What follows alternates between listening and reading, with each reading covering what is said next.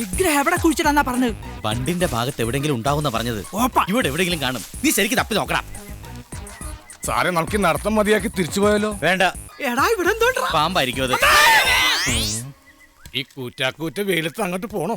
പോണം, ആവശ്യമുണ്ട്. സാറേ, സാറിന്റെ വീട്ടിലൊന്ന് കേറി പോയെന്ന് കരുതി ഞാനൊരു കള്ളനോ തെമ്മാടിയൊന്നുമല്ല. അതൊക്കെ സാറിന് ഒറ്റ നോട്ടത്തിൽ തിരിച്ചറിയാൻ കഴിയും. ഓ, എന്നിട്ട് താനെങ്ങനെ വീട്ടിൽ കയറി? പോടാ. പാടോ. സാറേ, ഒരു കാര്യം ചോദിച്ചോട്ടെ, സാറെന്താ ഈ പാടത്ത് കൃഷി ഇറക്കാത്തെ? വെള്ളമില്ലാതെ കൃഷി ചെയ്യാനുള്ള ജാലവിദ്യയൊന്നും എനിക്ക് അറിയില്ല. വെള്ളം നിന്റെ മുതലാളിമാര് കെട്ടിയടച്ചേക്കല്ലേ? ഭൂമിക്ക് മുകളിലുള്ള വെള്ളമല്ലേ അവര് കെട്ടിയടച്ചിരിക്കുന്നേ? ഭൂമിക്ക് അടിയിൽ ശ്രമിച്ചൂടെ? ഒരു കുളം കുത്തിയാൽ? എടോ, കുളത്തിന് കിണറിന് ഓരോ സ്ഥാനമുണ്ട്. വാസ്തുശാസ്ത്ര പ്രകാരം ഈ പറമ്പിൽ ആ സ്ഥാനമില്ല. ആ സ്ഥാനത്ത് കുത്തിയാൽ കുടുംബത്തിന് ദോഷമാണ്. ശരി, സമ്മതിച്ചു. വാസ്തുശാസ്ത്ര പ്രകാരം ഞാനൊരു സ്ഥാനം കാണിച്ചു തന്നാൽ? പാരമ്പര്യമായിട്ട് ഞങ്ങളിങ്ങനെ സ്ഥാനം കണ്ടുപിടിക്കുന്നവരാ. സ്ഥാനത്തൊക്കെ രണ്ടെണ്ണം കിട്ടുമ്പോ മാറിക്കോളും. ഇന്ന് ഞാനിവിടെ ഒരു സ്ഥാനം കണ്ടുപിടിച്ചിട്ടുള്ളൂ. ഈ ഭാഗത്താവാനാ സാധ്യത. ദൈവം ജലം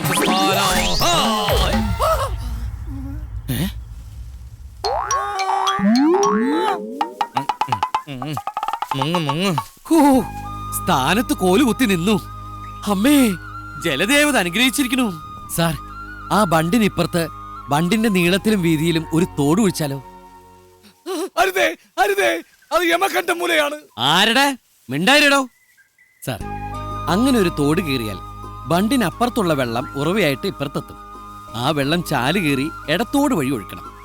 വെള്ളം ഒഴുകുന്ന വഴിയാകുമ്പോ വാസ്തു നോക്കേണ്ട കാര്യമില്ലല്ലോ. ബുദ്ധി എന്റേതല്ല, ദാ ശങ്കരനായർ സാറിന്റെ. എടോ, അതൊക്കെ അവിടെ നിന്ന് അങ്ങോട്ട് മാറ്റിയിട്ടോളൂ.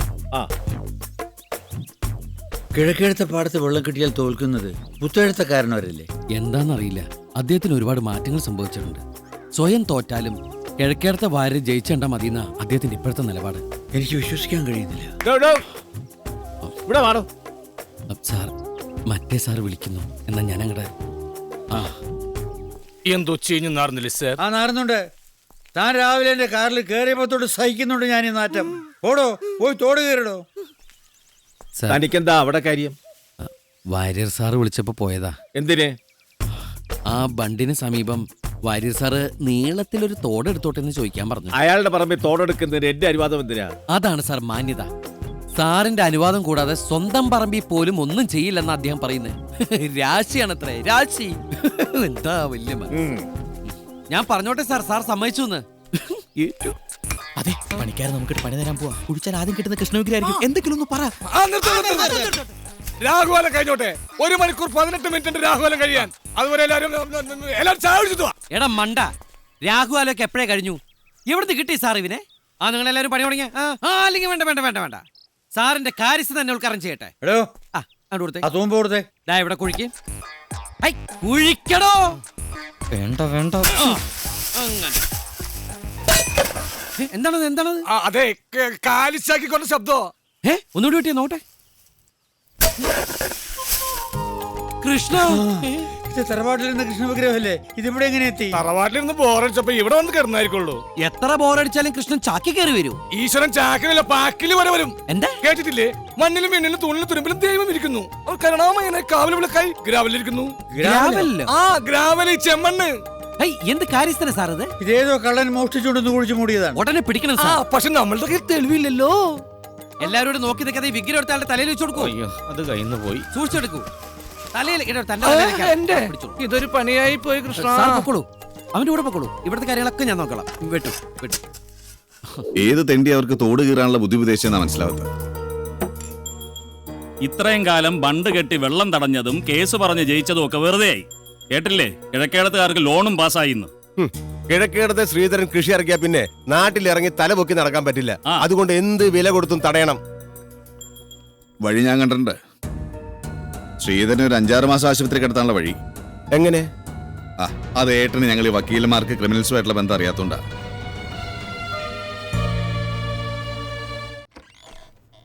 കിട്ടി, മുഴുവൻ കിട്ടി. ശരി.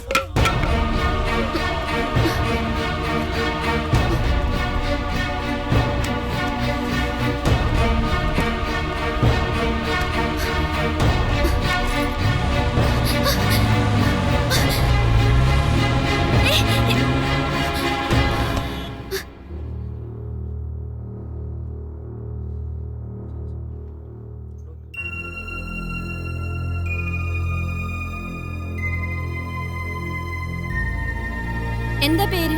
കൃഷ് ജയശങ്കർ, പുത്തേഴ്ത്ത് ഹൗസ്.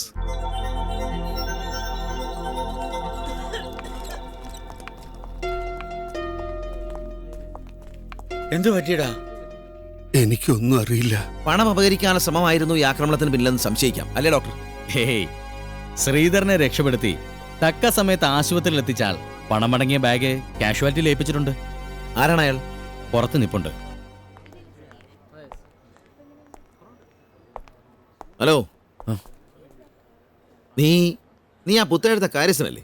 അതെ, പക്ഷേ കിഴക്കെടുത്ത സാറിനെ രക്ഷിച്ചതും ഇവിടെ കൊണ്ടുവന്ന് ബ്ലഡ് കൊടുത്ത് സഹായിച്ചതും ഞാനല്ല. പിന്നെ പുത്തേഴത്തെ ജയശങ്കർ സാറാണ്. അഡ്വക്കേറ്റ് ജയശങ്കറോ? അതെ. അയാളെന്തിനാ ശ്രീധരേട്ടനെ? ഒരിക്കല് സഹോദരങ്ങളെപ്പോലെ കഴിഞ്ഞിരുന്ന കുടുംബങ്ങളല്ലേ സാർ. എത്ര ശത്രുത പുറത്തു കാണിച്ചാലും ഉള്ളിൻ്റെ ഉള്ളില് ആ സഹോദര സ്നേഹം കാണാതിരിക്കുമോ? അതുകൊണ്ടാണല്ലോ ബന്ധുക്കൾ എത്തിയതിനു ശേഷമേ ആശുപത്രി വിട്ടു പോകാൻ പാടുള്ളൂ എന്നും പറഞ്ഞ് എന്നെ പറഞ്ഞ് ഏൽപ്പിച്ചിട്ട് പോയത്.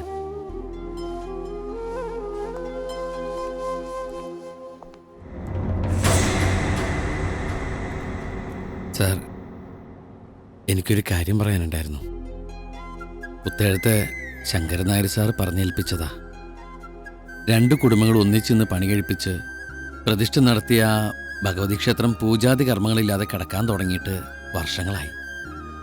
2 വീട്ടിലും അസ്വസ്ഥതകളും പ്രശ്നങ്ങളും. ഭഗവതിയുടെ കോപാണെന്ന പുത്തേഴത്തെ ശങ്കരൻ നായർ സാറ് പ്രശ്നം വെച്ച് പറയാൻ കഴിഞ്ഞത്. വരുന്ന കാർത്തികേടന്ന് വാര്യർ സാറിനോടൊപ്പം ഭഗവതിക്കൊരു സന്ധ്യാദീപം തെളിയിക്കണമെന്ന് അദ്ദേഹത്തിന് താല്പര്യമുണ്ട്. അങ്ങയുടെ മനസ്സിലുണ്ടായിരുന്ന എല്ലാ വിദ്വേഷങ്ങളും മറന്ന് ഭഗവതിയുടെ കാര്യത്തിന് ഒരുമിക്കാമോ എന്ന് അദ്ദേഹം ചോദിച്ചു. മറുപടി ഉടനെ പറയണ്ട, ആലോചിച്ച് തീരുമാനിച്ചിട്ട് മതി. എന്തായാലും അദ്ദേഹം അമ്പലനടയിൽ സാറിന് വേണ്ടി കാത്തിക്കും. വരട്ടെ സാർ.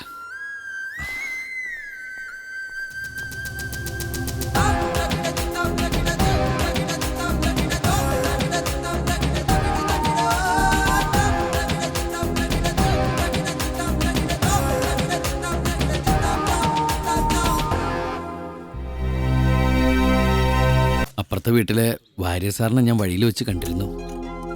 വാര്യർ സാറ് നിങ്ങൾ തമ്മിലുണ്ടായ പഴയ സൗഹൃദത്തിന്റെ കഥകൾ ഓരോന്നോരോന്നായി പറയുന്ന കേട്ടപ്പോൾ എൻ്റെ കണ്ണ് നിറഞ്ഞുപോയി. ഇപ്പോഴും ആ മനസ്സ് നിറയെ സാറിനോടുള്ള സ്നേഹ. വരുന്ന കാർത്തികേടന്ന് ഭഗവതിയുടെ മുമ്പിൽ ഒരുമിച്ച് നിന്ന് സന്ധ്യാദീപം തെളിയിക്കാൻ വരുമോ എന്നതീം ചോദിക്കാൻ പറഞ്ഞു. ആലോചിച്ച് തീരുമാനിച്ചാൽ മതി. എന്തായാലും അമ്പലനടയിലെ വാര്യസാർ കാത്തിക്കും പഴയ കൂട്ടുകാരന് വേണ്ടി.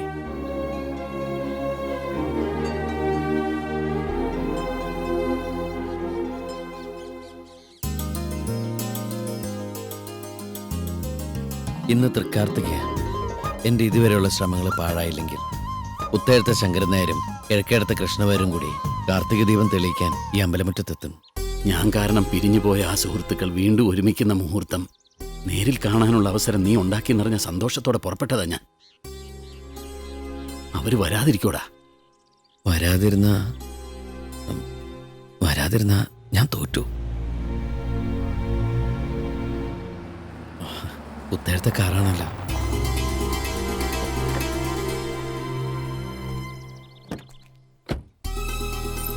കൂടെ ഏതാടാ പെങ്കൊച്ച്? ശ്രീബാല, മാധവേട്ടൻ്റെ മോളാ. ഓ, ഈ കാർന്നൂർ എവിടെ പോയാലും ബോബന് മോളിലെ പട്ടിയെ പോലെ ഈ കുട്ടി ഉണ്ടാവും. പുത്തെഴുത്തക്കാർന്നൂര് വന്നിട്ട് അച്ഛൻ വന്നില്ലെങ്കിൽ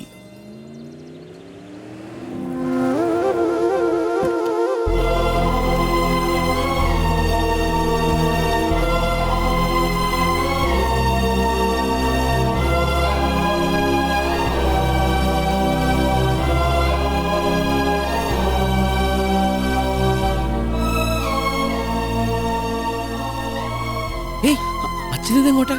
ഞാൻ എൻ്റെ അച്ഛനെ ശരിക്കൊന്നും കണ്ടോട്ടേടാ. അച്ഛൻ്റെ അച്ഛനെ കണ്ടോ? അച്ഛനെ കണ്ടാ കുഴപ്പാ. എന്താച്ചാ ദാ കണ്ടില്ലേ, 2 പേരും അംബാനി സഹോദരന്മാരെ പോലെ കൊമ്പ് കോർക്കാൻ നിൽക്കണത്. ഇനിയാണ് എൻ്റെ റോള്. അച്ഛനോട് നിൽക്കുക.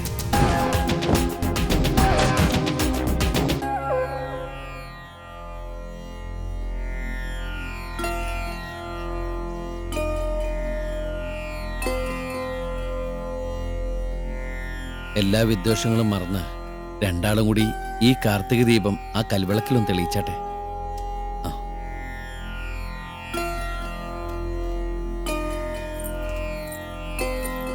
ഏയ്, ബാല ഇവിടെ നിന്നാ മതി. അവിടെ അവര് രണ്ടാൾ മാത്രം മതി.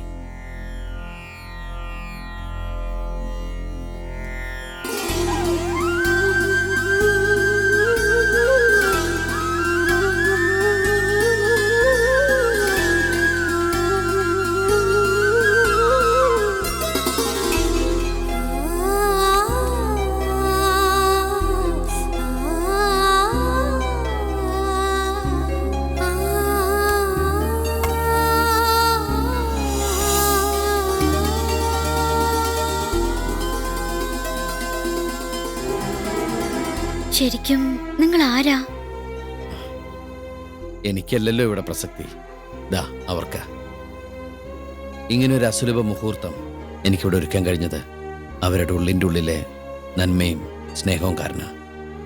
ബാല സ്നേഹബന്ധങ്ങളെ മാനിക്കുന്ന ഒരു നല്ല കുട്ടിയാണെന്നാണ് എൻ്റെ വിശ്വാസം. ഈ വിവരം മറ്റാരും അറിയരുത്.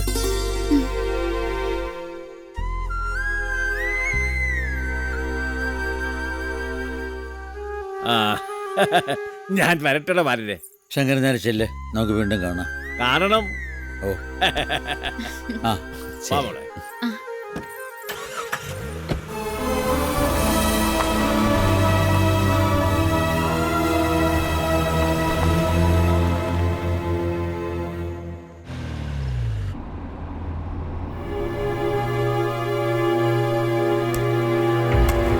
ഡ്രൈവർ വണ്ടി തിരിക്കേ. ഓ,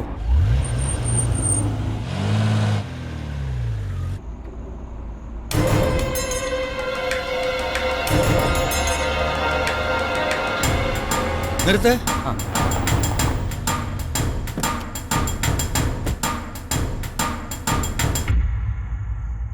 ഇപ്പൊ എനിക്ക് പ്രതീക്ഷയുണ്ട് ഈ രണ്ട് കുടുംബങ്ങളെ ഒന്നിപ്പിക്കാൻ കഴിയുന്നു. തൃപ്തിയായില്ല എനിക്ക്. എന്നെപ്പോലൊരു മകന് ജന്മം നൽകിയ ഞാനാണ് ഈ ലോകത്തെ ഏറ്റവും വലിയ ഭാഗ്യവാൻ.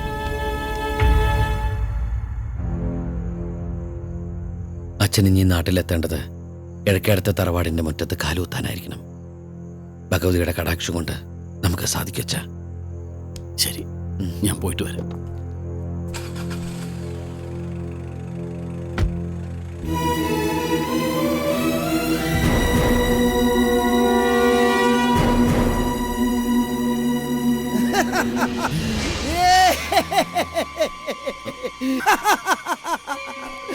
പണ്ട് ഇവിടുന്ന് ഒളിച്ചോടിപ്പോയ കിടക്കേടത്ത് രാജന്റെ മകനാണല്ലേ നീ? നിന്റെ ലക്ഷ്യം രണ്ട് കുടുംബങ്ങളെ തമ്മിൽ ഒരുമിപ്പിക്കുക എന്നതാണല്ലേ? കുമാര, അതെ കുമാരൻ. ഞാൻ ഈ രഹസ്യം ആദ്യം പുത്തേടത്ത് പറയണോ അതോ കിഴക്കേടത്ത് പറയണോ? മുതലാളി! ഞെട്ടിപ്പിക്കുന്ന രഹസ്യം കിട്ടി. നിക്ക്, ഞാനൊന്ന് പറയുന്നത് കേക്ക്. കേൾക്കേണ്ടതെല്ലാം കേട്ട് കഴിഞ്ഞു. ഇനി കേൾക്കേണ്ടവർ ഞാൻ കേൾപ്പിച്ചോളാം. ഇത് 1500 വർഷം പഴക്കമുള്ള പഞ്ചലോഹ വിഗ്രഹമാണ്. ആദ്യം ഇതിന്റെ വില പറ. ഒരു 1.5 ലക്ഷം രൂപയ്ക്ക് അങ്ങ് ഉറപ്പിക്കാം. വെറും 1.5 ലക്ഷോ? അത് നഷ്ടം എനിക്ക്. ഒരു കാര്യം ചെയ്യാം, കുറയ്ക്കണ്ട, നമുക്ക് 2 ലക്ഷം രൂപയ്ക്ക് അങ്ങ് 2 ലക്ഷം ഉറപ്പിക്കാം. രൂപ?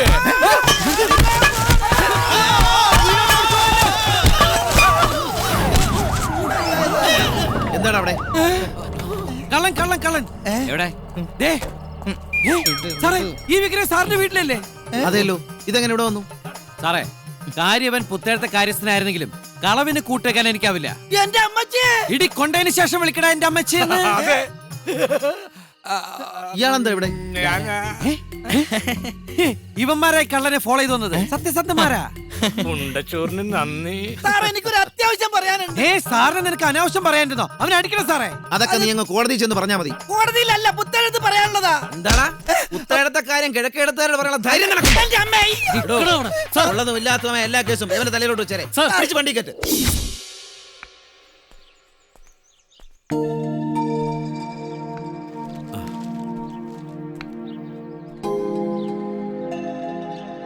ഞാൻ അമ്പലത്തിൽ പോയിട്ട് വരാം.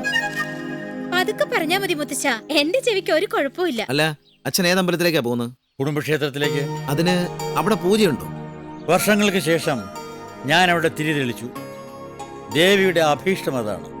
ഇനി ഇതിന്റെ പേരിൽ ഇവിടെ വഴക്കം വെക്കാനൊന്നും വേണ്ട, ദോഷമാവും.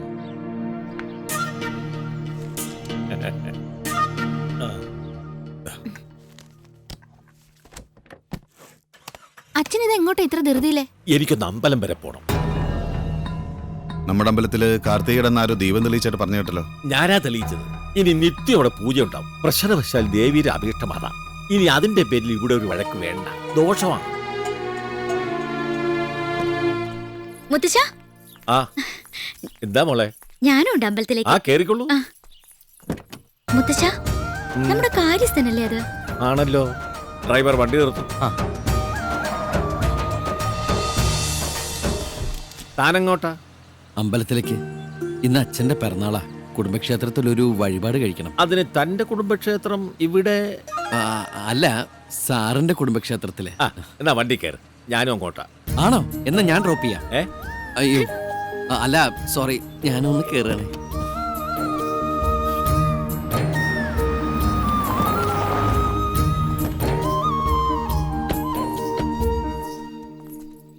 ആ കുറച്ച് നേരമായല്ലേ വന്നിട്ട്. ഞാൻ തൊഴുതിറങ്ങി.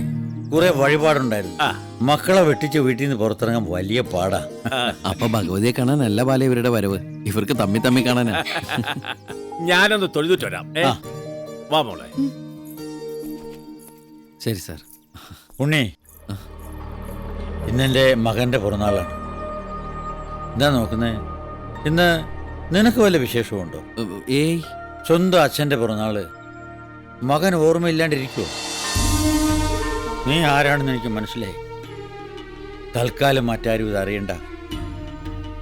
പരസ്പരം കടിച്ചു കീറാൻ ഒരുങ്ങി നിൽക്കുന്ന കുടുംബങ്ങളുടെ 2 കണ്ണുകൾ മാത്രമേ നിനക്ക് ഇണക്കാൻ കഴിഞ്ഞിട്ടുള്ളൂ. ബാക്കിയുള്ളവരിപ്പോഴും അവരറിഞ്ഞാൽ നിന്റെ ലക്ഷ്യം പൂർത്തിയാകില്ല. ഉണ്ണി പോയി പ്രാർത്ഥിച്ചിട്ട് വാ, അച്ഛൻ്റെ ആയുരാരോഗ്യത്തിന് വേണ്ടി. ചെല്ലടോ കാര്യത്തും കൃഷ്ണനുണ്ണി. കൃഷ്ണവാര്യർ എന്ന മുത്തശ്ശന്റെ പേരോട് ചേർത്ത എനിക്ക് എൻ്റെ അച്ഛൻ കൃഷ്ണനുണ്ണി എന്ന് പേരിട്ടത്. അത്രയ്ക്ക് സ്നേഹ എൻ്റെ അച്ഛന് മുത്തശ്ശനോട്.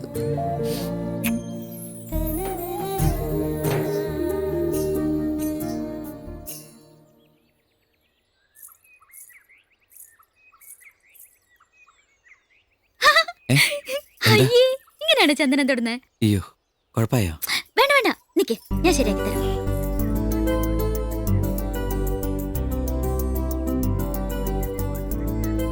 എന്താ അവിടെ? സ്വാമിയേ ശരണയ്യപ്പ. അത് ഭഗവതിയാ. ഭഗവതിയേ ശരണയ്യ, രക്ഷിക്കണേ. അഡ്രസ് മാറി വിളിച്ചതിന് ക്ഷമിക്കണേ. നിങ്ങൾ തമ്മിൽ നല്ല പൊരുത്തമാണല്ലോ. നിനക്കവനെ ഇഷ്ടമാണോ? അത് അയാള് വീട്ടില് കാര്യസ്ഥനല്ലേ? ഞാനൊരു കാര്യം പറഞ്ഞാൽ മറ്റാരോടും പറയില്ല എന്ന് ഭഗവതിയെ മുൻനിർത്തി സത്യം ചെയ്യാമോ? സത്യം. അവൻ വെറും ഒരു കാര്യസ്ഥനല്ല, എന്റെ പേരക്കുട്ടിയാ. കൃഷ്ണനുണ്ണി എന്റെ രാജന്റെ മോന. കലഹിച്ചു നിൽക്കുന്ന 2 കുടുംബങ്ങളെ ഒന്നു ചേർക്കാനുള്ള ഉറച്ച ലക്ഷ്യത്തോടെ വന്നവനാ എന്റെ ഉണ്ണി. എന്താ പറഞ്ഞേ? എവിടെ വല്ല കുറുമ്പും കാണിച്ചോ? കെട്ടിക്കാരായി വികൃതി തന്നെ ഇതുവരെ മാറിയിട്ടില്ല. ഇവളെന്റെ പുന്നാര മോളല്ലേ. ഞാനത് പുറത്ത് വല്ലം വച്ചിട്ട് വരാം. വാ മോളെ.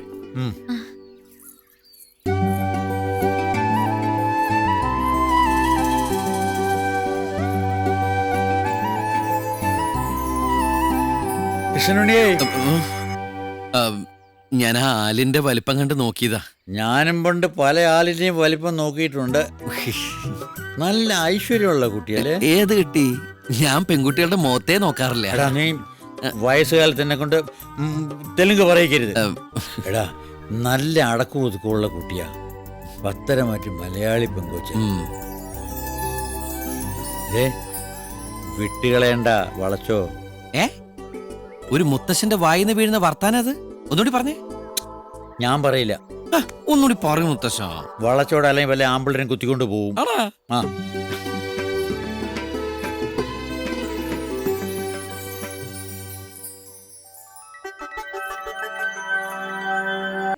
ഇപ്പൊ മൊത്തം 18 കേട്ടോ. ഇവരൊന്ന് സഹായിച്ചോളൂ. ഇന്ന് രാവിലെ മുതൽ ഉച്ച വരെ ഞാൻ വെറുതെ ഇരിക്കായിരുന്നു. ഇന്ന് കുറച്ച് സമയം റെസ്റ്റ് എടുക്കട്ടെ. ഉണ്ണി, അല്ല, കിഴക്കേടത്തെ മുറ്റത്ത് എന്താണ് ഒരു പന്തലൊരുക്കം? രാവിലെ മുതൽ തുടങ്ങിയതാ, എന്താന്നറിയില്ല. മുത്തശ്ശനെ വിളിച്ചും ചോദിച്ചാലോ? ആ, ആരെങ്കിലും കണ്ടാ മതി. അല്ല, നമുക്ക് ഈ എഴുതി ചോദിച്ചാലോ?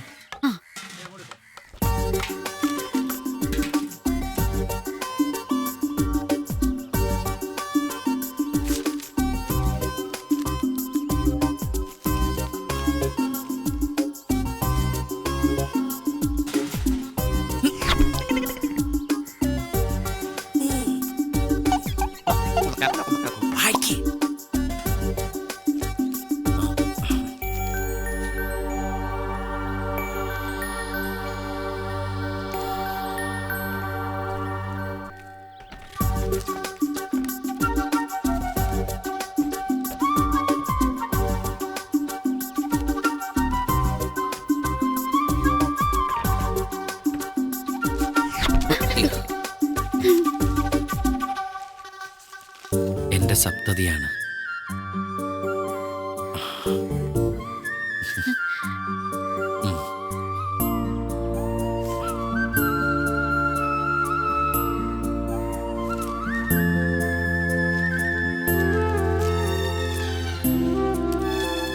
പുത്തെഴുത്ത് ക്ഷണിക്കാതിരിക്കരുത്.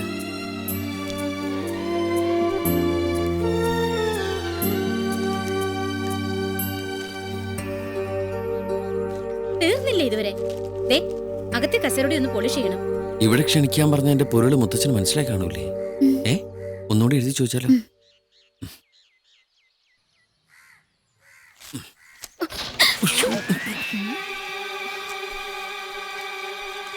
പരസ്പരം വന്നു ചേരാനുള്ള ഒരു അവസരവും നമ്മൾ പാഴാക്കരുത്.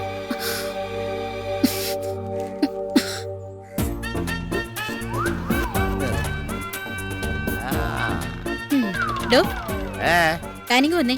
എന്തേ എന്താ ചേച്ചി ഇതിനെ വിളിച്ചത്? ഇനി എപ്പോഴെങ്കിലും അടിക്കണമെന്ന് തോന്നുമ്പോ എന്നെ വിളിച്ചാ മതി, ഞാൻ വരാം. എന്തു പറയുന്നു? രസ്യടി 1.5 ടൺ വെയിറ്റ് ഉണ്ട്.